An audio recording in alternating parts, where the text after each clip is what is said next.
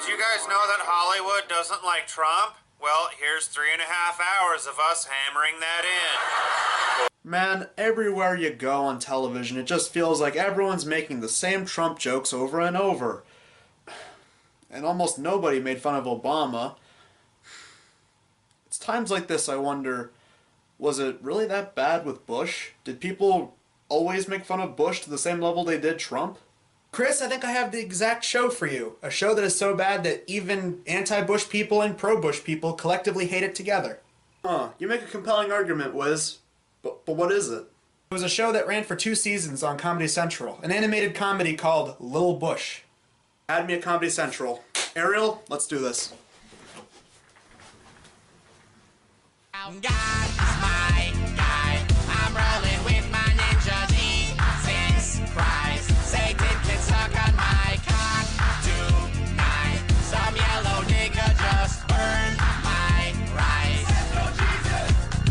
God is my guy. I'm rolling with my ninja Jesus Christ. Satan can suck on my cock tonight. Some yellow nigga just burned my rice. Let's go, Jesus! So, Lil Bush. I really didn't remember a time when people actually did this kind of stuff with Bush. I know nowadays we have people going on about Trump and making Trump jokes left and right, but I didn't think there was actually this level of comedy satire aimed at Bush. But it turns out there was, because today we're talking about a Comedy Central animated series that was solely making fun of George W. Bush. And the show's called Lil Bush. And very similar to a show that me and the media was looked at, Pope Town, the premise is basically we have a very big figure. With Pope Town it was the Pope. Here it's George W. Bush. And the entire joke is they're a child. Because the people who made it thought it'd be funny to have them, because they think that they're so unintelligent, look, they're a child. That is basically the entire show in a nutshell. So I watched 2 episodes specifically. They were the very first. Unlike other shows that I've looked at, this has a 20-minute time slot with 2 very short episodes back to back. The first 2 episodes were called Iraq, and then the second one was called First Kiss. The very first episode's called Iraq, and it was trying to make fun of Bush and his handling of Iraq, which I really didn't see what the big deal. Of course, the Ariel goes on about that. But Bush, Little George, as he's called in the show, he has a family, of course. His father, who was supposed to be George H.W. Bush, he is kind of the 50s sitcom father, and his wife Barbara, who in the second episode, we'll get to it, and Jeb Bush, who is in this, and the entire joke with him is that he's slow. He's mentally deficient. Kind of makes me wish that the show came out a little bit later, with the presidential election back when Jeb was running for office, because wow, Jeb, you really shot yourself in the foot on that one. You lost on every account, and I hope you feel bad about that, Jeb. I mean, seriously, like, a majority of your campaign was, hey, at least I'm not my brother, George, vote for me. Yeah, you see how you lost a lot of respect to the right, so, yeah, Jeb. Sorry about that. Sorry about a little political integration. Let's get back to the show. George has a group of friends. We have Little Cheney, and the joke with him is that he doesn't talk coherently whatsoever, and that he's very violent towards animals. Yeah, because Dick Cheney likes guns. Apparently that makes him okay, come on, Ariel. Please. Come on. Little Connie, who was supposed to be a child version of Condoleezza Rice, and the joke with her is that she has a crush on Bush, and Bush has a crush on little Laura, who's supposed to be Laura Bush. That's in the second episode, but it's like they couldn't think of anything for Condoleezza Rice, so that they went with that as how to make fun of her. Yeah, she's supposed to be the smart one in the group, which I kind of respect. I actually do really like Condoleezza Rice. I thought that was actually nice. And they do the same thing with the little Donald Rumsfeld. They make him kind of the normal one, but the joke with him is that he was abused, so it's a little dark for a comedy show on Comedy Central. Then again, I'm not really expecting much because they have The Daily Show, so yeah, I'm not a fan. So anyway, in this episode, Iraq, it's Father's Day coming up, and George wants to do something nice for his dad. So he goes to Iraq and tries to find him a present. Jokes include Baghdad. They use several puns on Baghdad, like let's Baghdad a gift, and look, Baghdad, it has dad in the name. That was incredibly unfunny.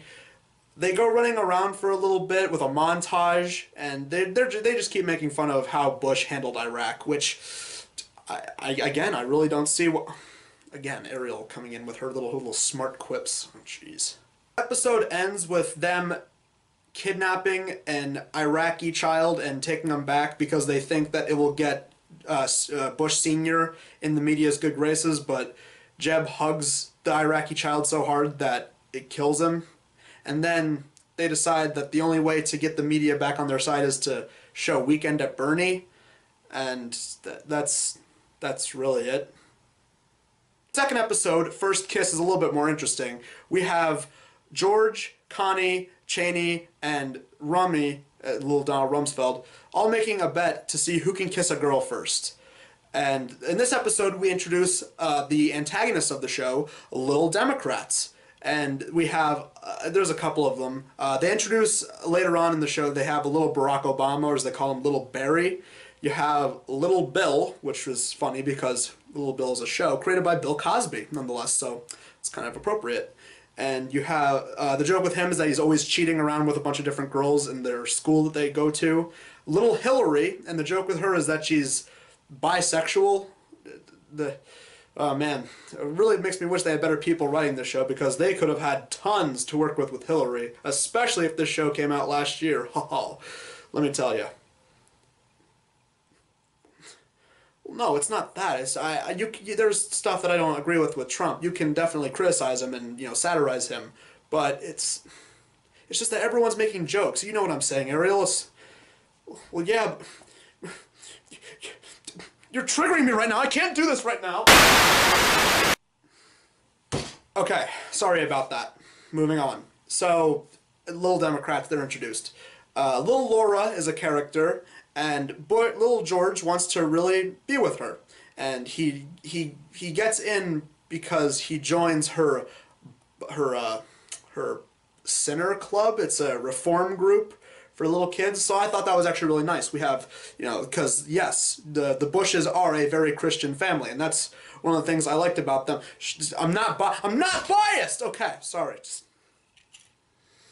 Okay, sorry about that. Moving on. Little George almost ends up kissing little Laura because they're protesting together to be pro-life outside of an abortion clinic, which, yeah, there you go. However, that gets stopped because of a relationship between Little Cheney and George's mother, Barbara Bush, and he ends up inside of her like a baby, and the only way to get him out is to go to said abortion clinic, and that part was really creepy to me. One thing I noticed, this show came out in 2007, okay? 2007. This was like the last official year of Bush's, obviously 2008 is when Bush officially left, but that late is when they made a show making fun of Bush. They chose that late to make a show about this. Really?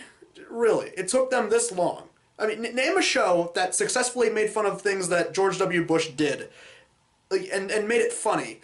Tell me a show. I want somebody to tell me a show that actually made fun of Bush that wasn't so late to the party on this one. Alright, Chris, I accept that challenge. There was a show back in 2005, also on Comedy Central, created by the guys who did South Park, called That's My Bush. It was while W was in office, and it took all the stuff that he was doing, and they parodied it in a 50s sitcom style. He's the president in residence, he's kind of in charge, he's got the whole country saying, that's my Bush. Life is hard, that's the price of fame. When you're president, everyone knows your name. Hey, what's that thing? It's my Bush. I can't believe he's actually in the White House. That's our man. That's my Bush.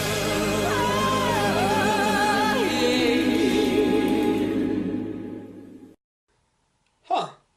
Well, I'm surprised. So, thank you, Wiz. Yeah, no problem, Chris.